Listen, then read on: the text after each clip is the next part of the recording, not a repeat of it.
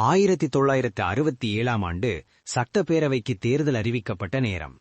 திமுகவுக்கு ஆதரவாக தமிழகம் முழுவதும் புரட்சித் தலைவர் எம்ஜிஆர் தீவிர பிரச்சாரத்தில் ஈடுபட்டிருந்தார். ராமநாதபுரத்தில் தேர்தல் பிரச்சாரத்தில் இருந்த புரட்சித் தலைவர் எம்ஜிஆர் விழாவுக்கு வருவாரா என்று சந்தேகம். இரவு 7 மணி ஆகியும் புரட்சித் தலைவர் எம்ஜிஆர் வரவில்லை. நாட்டிய அரங்கேற்ற நிகழ்ச்சி தொடங்கியது. கூட்டத்தினருக்கு ஏமாற்றம். சற்று நேரத்தில் தெப்பக்குளம் பகுதியிலிருந்து விரைவாக வந்த புரட்சித் தலைவர் எம்ஜிஆரின் கார் விழா நடந்த பள்ளி மைதான வளாகத்துக்குள் நுழைந்தது. இரவில் வந்த சூரியனைப் போல் வெளிச்ச மனிதராய் காரில் வந்த புரட்சித் தலைவர் எம்ஜிஆரை கண்ட கூட்டம் ஆர்ப்பரித்தது.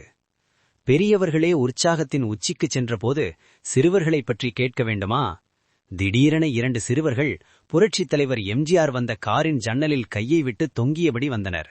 சிறிது தூரம் சென்று மேடை அருகே கார் நின்றது.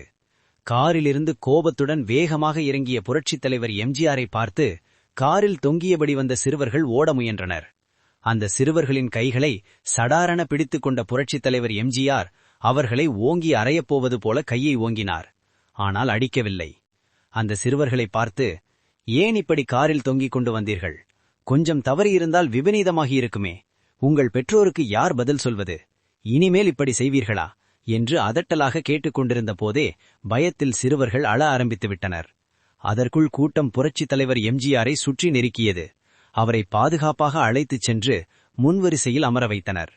நாட்டிய நிகழ்ச்சியை புரட்சித் தலைவர் எம்ஜிஆர் ரசித்து பார்த்து கொண்டிருந்தார். அப்போது ஒரு சிறுமி தன் தாயின் பிடியிலிருந்து விடுபட்டு எம்ஜிஆரை நோக்கி வர முயற்சித்தாள். அருகிலிருந்தவர்கள் அந்த சிறுமியை தடுத்தனர். இதை கவனித்த புரட்சித் தலைவர் எம்ஜிஆர் அந்த சிறுமியை அருகில் அழைத்தார். வெட்கத்துடன் வந்த சிறுமியை தன் மடியில் உட்கார வைத்துக் கொண்டு நாட்டியத்தை பார்த்தார்.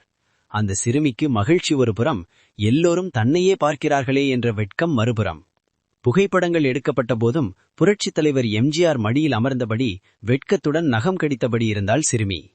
நிகழ்ச்சி முடிந்தபின் நாட்டியமாடிய திமுக பிரமுகரின் மகளை புரட்சித் தலைவர் எம்ஜிஆர் பாராட்டி பரிசளித்தார்.